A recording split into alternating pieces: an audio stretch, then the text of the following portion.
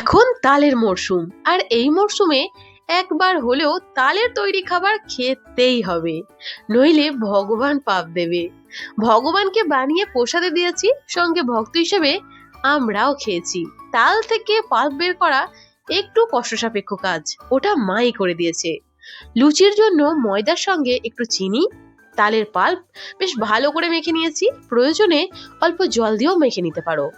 অল্প লবণ দিতে হয়, তবে ময়দা মাখা হয়ে গেলে একটু ঘি দিয়ে আরো একটু ভালো করে মেখে নিয়ে লুচির লেচি কেটে বেশ ভালো করে বেলে নিয়ে সাদা তেলের সঙ্গে একটু ঘি মিশিয়ে লালচে করে ভেজে নেব। তৈরি তালের লুচি। এটা তো খেতে দুর্দান্ত হয়ই, তার সঙ্গে বানাচ্ছি তালের ফুরুলি। তার জন্য পরিমাণ মতো ময়দার সঙ্গে তার অর্ধেক সুজি, একটু মৌরি, একটু কালো জিরে আর কুড়োনো নারিকেল, সঙ্গে মিষ্টির জন্য চিনি আর তালের পাল্প, আর দিয়েছি দুধ। বেশ ভালো করে মেখে নিয়ে 10 মিনিট রেস্টে রেখে দিয়েছি। আর তারপরে সাদা তেলে ফুলুরির আকারে লালচে করে ভেজে তুলে নিয়েছি। তবে আমি বলবো সর্ষের তেলে ভাজবে, এতে টেস্ট আরো ভালো হয়।